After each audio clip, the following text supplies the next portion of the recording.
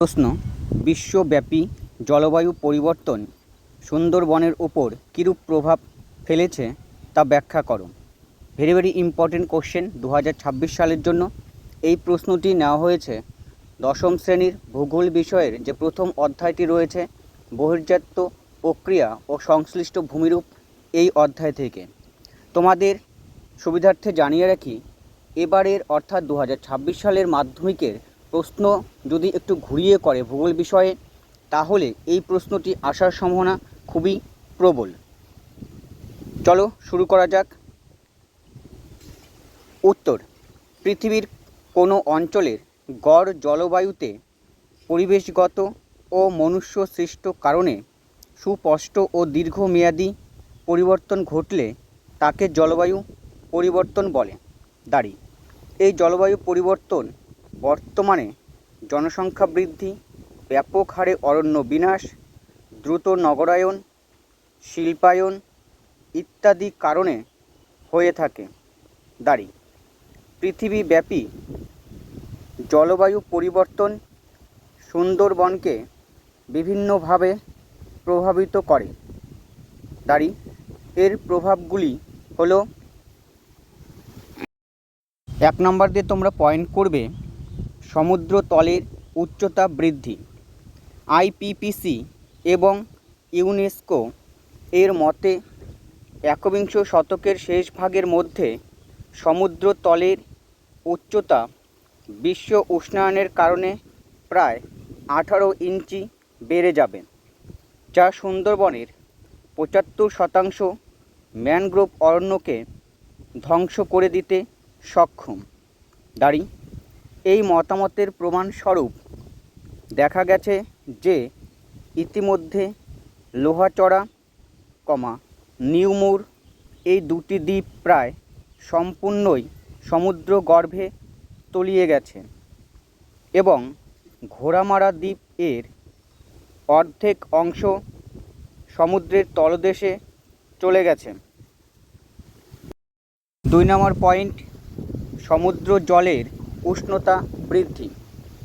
যাদবপুর ইউনিভার্সিটির মতে সুন্দরবন সংলগ্ন বঙ্গোপসাগরের জলতলের উষ্ণতা 1980 থেকে 2007 সালের মধ্যে 1.5 ডিগ্রি অর্থাৎ 1.5 ডিগ্রি সেন্টিগ্রেড বেড়েছে। যা সমুদ্র জলের লবণতাকে বাড়িয়ে দিয়ে সুন্দরী গাছকে ধ্বংসের দিকে ঠেলে দিচ্ছে। 3 নম্বর দিয়ে পয়েন্ট করবে বন্যার প্রকোপ বৃদ্ধি।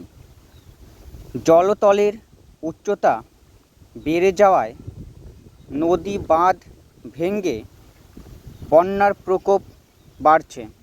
বহু উর্বর জমি প্রবণতার কারণে চাষের অযোগ্য হয়ে পড়ছে। 4 নম্বর দিয়ে পয়েন্ট করবে বন্য প্রজাতি হ্রাস। ম্যানগ্রোভ বনভূমির উদ্ভিদ ও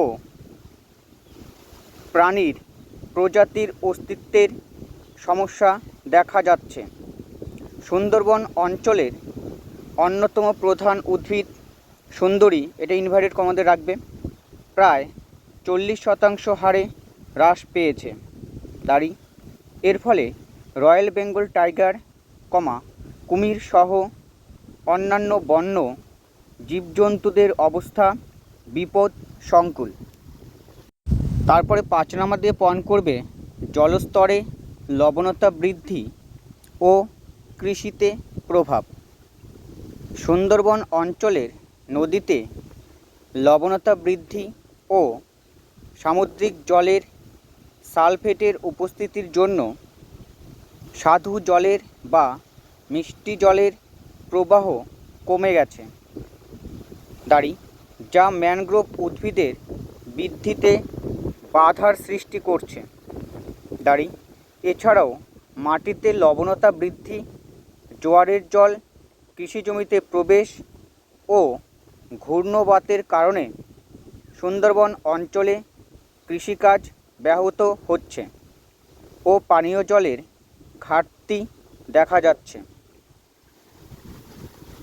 বন্ধুরা, আলোচনাটি কেমন লাগছে কমেন্ট করে জানাও।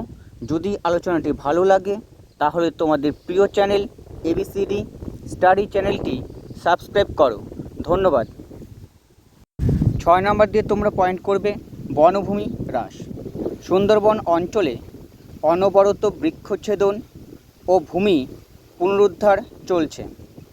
এর ফলে সমীক্ষায় দেখা গেছে 20 বছরের মধ্যে 5% বনভূমি হ্রাস পেয়েছে এবং কিছু প্রজাতি অবলুপ্ত হয়ে গেছে। 7 নম্বর দিয়ে পয়েন্ট করবে ঘূর্ণিঝড়ের প্রকোপ বৃদ্ধি। গঙ্গা, পদ্মা, মেঘনার সক্রিয় বদ্বীপ সুন্দরবন অঞ্চলে বিগত বছরগুলিতে বেশ কয়েকটি বিধ্বংসী ঘূর্ণিঝড় হয়েছে। বঙ্গোপসাগরে সৃষ্ট নিম্নচাপজনিত ঘূর্ণিঝড় আইলা ইনভার্টেড কমাতে রাখবে, ফার্স্ট ব্র্যাকেটে লিখবে 2009 সালে সুন্দরবনের সবচেয়ে ভয়ানক বিপর্যয়। সাম্প্রতিককালে 2020 সালের মে মাসে সুপার সাইক্লোন সিঙ্গেল ইনভার্টেড কমাতে রাখবে আমফান উত্তর 24 পরগনার ও দক্ষিণ 24 পরগনার সুন্দরবন অঞ্চলের বিভিন্ন জায়গায় বিপুল আঘাত হানে।